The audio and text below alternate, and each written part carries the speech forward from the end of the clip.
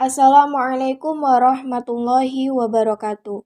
Perkenalkan, saya Salsa Nur Anggraini, mahasiswi dari UIN Raden Mas Said Surakarta.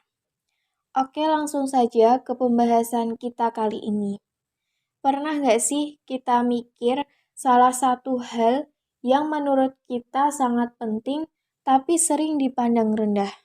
Ada yang tahu nggak? Kira-kira apa ya? Ya, benar sekali, ilmu agama. Pasti kebanyakan dari kita mikir, ngapain harus belajar ilmu agama? Apa sih faedahnya buat hidup kita sekarang atau hidup kita nanti? Misalnya nih, tahu pantun ini nggak? Ke Papua berjumpa Ginanjar, duduk berdua berbagi cerita. Barang siapa suka belajar, ilmu berguna mencari harta. Nah, coba deh, pasti pola pikir kita itu ilmu berguna untuk mencari harta. Itulah manusia, kebanyakan selalu berpikir pada duniawi. Kalau nggak kaya, nggak bakal dihargai orang. Tetapi pada dasarnya, orang yang pengetahuannya banyak akan berpotensi tinggi mendapatkan peningkatan status kedudukan di dunia ini. Bisa kita lihat, ukuran materi dunia pun ilmu melekat. Misal, lulusan S1, S2, atau S3, pasti kehormatannya beda kan? Jadi, kalau ingin meningkatkan dunia, tingkatkan pengetahuan.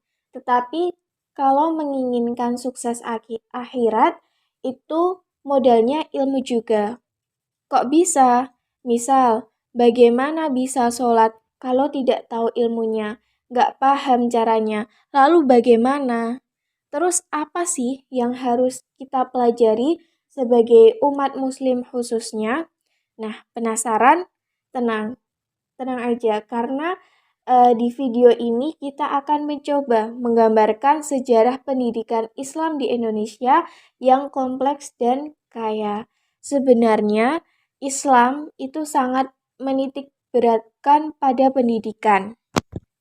Sejak tahap awal Islamisasi besar-besaran di Nusantara pada akhir abad ke-12, berbagai lembaga pendidikan dari yang tradisional hingga modern itu telah memberikan kontribusi besar bagi kemajuan masyarakat Muslim Indonesia.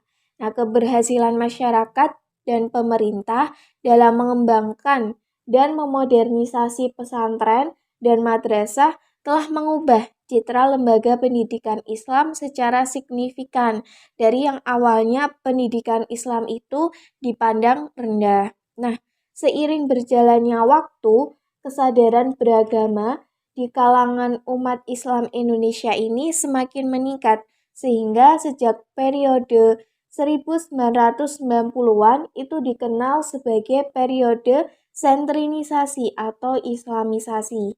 Dengan meningkatnya kesadaran beragama di kalangan umat Islam, tentunya perlu wadah untuk mereka itu belajar menggali pengetahuan.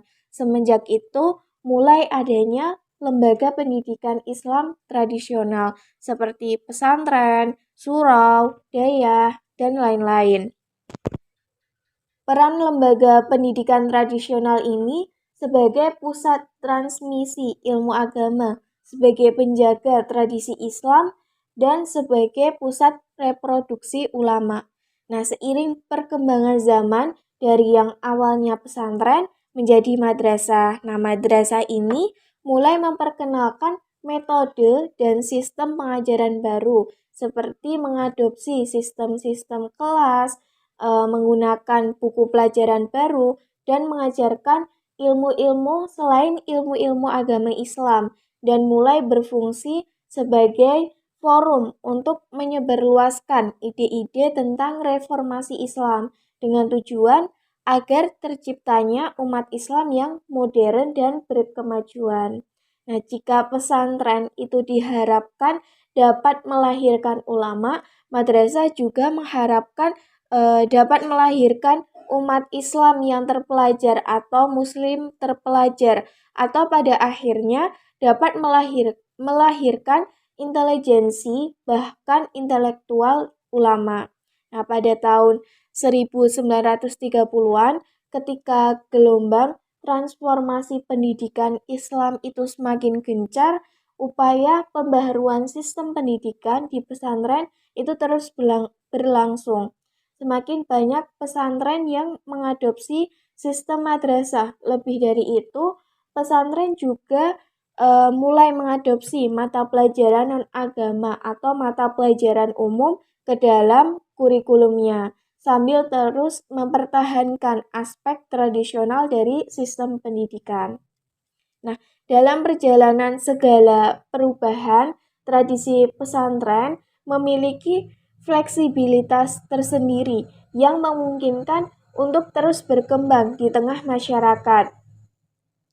Transformasi ini tidak benar-benar menghilangkan kekuatan pesantren sebagai tipikal lembaga pendidikan Islam. Sebaliknya, dalam 3 dekade terakhir ini, semakin banyak orang tua Muslim Indonesia yang lebih memilih menyekolahkan anaknya ke pesantren daripada ke sekolah umum. Mereka berharap setelah anak-anak mereka menyelesaikan pendidikan di pesantren, mereka akan menjadi Muslim yang baik, yang mengamalkan ajaran Islam dalam kehidupan sehari-hari, serta menguasai ilmu-ilmu modern yang dibutuhkan di era globalisasi yang kompetitif.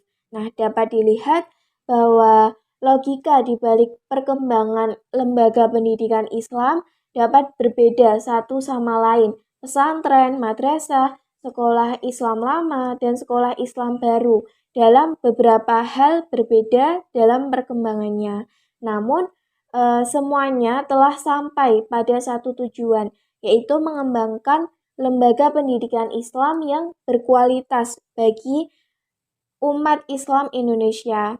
Pada titik ini, semua lembaga pendidikan Islam ini sepakat bahwa sistem pendidikan Islam yang dapat menanamkan nilai-nilai agama dan moral dalam kurikulum modernnya sangat penting dan prospektif. Dengan itu, lembaga pendidikan Islam kemungkinan akan mempertahankan peran instrumentalnya dalam melanjutkan modernisasi umat Islam secara keseluruhan.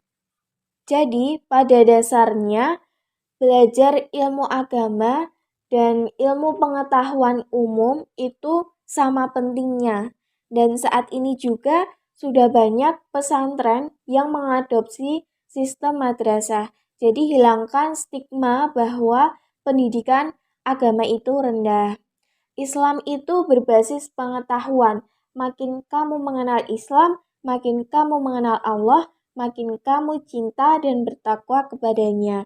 Tetapi, makin sedikit pengetahuan kamu tentang Islam, makin berkurang juga kecintaanmu kepadanya. Dengan cinta, hidup menjadi indah. Dengan ilmu, hidup menjadi mudah. Dengan agama, hidup menjadi terarah. Dengan begitu, kejarlah akhiratmu, maka dunia akan mengikutimu. Sekian dari saya. Bila ada salah kata, mohon maaf. Wassalamualaikum warahmatullahi wabarakatuh.